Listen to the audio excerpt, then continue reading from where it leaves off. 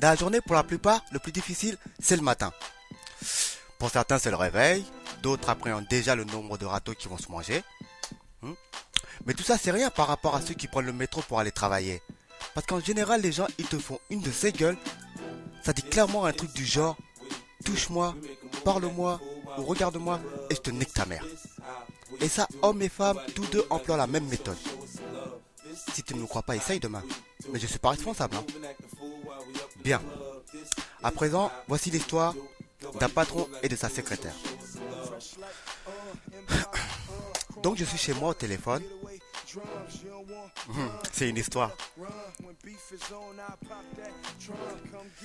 Autant me choisir moi. Bah ouais. Sinon c'est nul. Donc je suis chez moi au téléphone. À un moment donné,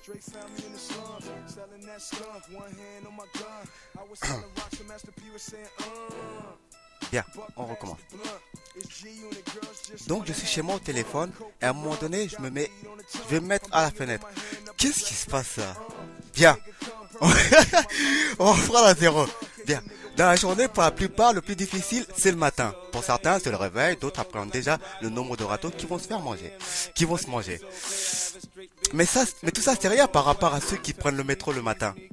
Parce qu'en général, les gens, ils te font une de ces gueules qui dit clairement: touche-moi, parle-moi ou regarde-moi et je te nique ta mère. Et ça, hommes et femmes, tous deux emploient la même méthode.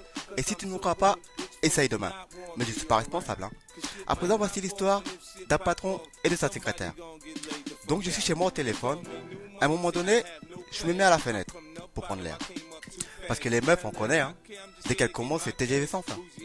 Pour elles, le terminus peut aller se faire voir. Ah ça, dès la première seconde, c'est cramé. Ça se voit qu'elles sont prêtes à carburer non-stop. Comme si on leur avait mis je ne sais quoi là où c'est sensible. Et agréable aussi. Ouais, c'est clair que c'est agréable. Toujours au téléphone à la fenêtre. Et je vous garantis les mecs qu'à un moment donné, la vie sera splendide. Pourquoi? On va le savoir dans quelques secondes. De quoi à un moment donné, je chercherai à la provoquer. Surtout ne me demandez pas. Car ça aussi, on va le savoir dans quelques secondes. Et le fait qu'elle n'a pas sa langue dans sa poche, ça va beaucoup m'aider. Ah, c'est un peu perdu là. Qu'est-ce qui se passe là, hein? Bien. Donc d'un seul coup, je lui dis: oh femme, ferme-la, tu parles trop. T'as un bourdon dans la gueule ou quoi? Et c'est là qu'elle ne se gêne pas pour me couper la parole, pour tout simplement me traiter d'enculé, pauvre con, va te faire mettre. Et pour finir en douceur, elle me propose délicatement une partouze avec des éléphants et des gorilles. Franchement, l'éléphant, j'en sais rien. Et j'ai pas non plus envie de tester. Mais par contre, le gorille, lui, il peut toujours venir, hein. Puisqu'il est en dessous, il peut toujours essayer. Alors lui, avec ses 3 cm, il ne me fait pas peur. Moi, avec 3 cm, j'aurais pas fait long fait dans le quartier. Ah, Dieu merci, j'ai dépassé les 5 cm. Vous imaginez? Ah, la misère qu'ils m'ont refait les mecs. Ce sont des vrais bâtards les mecs, hein. Ah ouais, des vrais bâtards. Ils t'auraient fait une de ces misères. Bien. Donc après les insultes, je lui dis gentiment qu'elle est virée. D'où la provocation. Évidemment, elle me demande pourquoi. C'est simple. Je suis ton boss et me traiter de con est contre mon règlement. Elle me dit oui, mais on n'est pas au bureau. Tu dis non, mais il y en a un dans mon salon. Donc ça compte.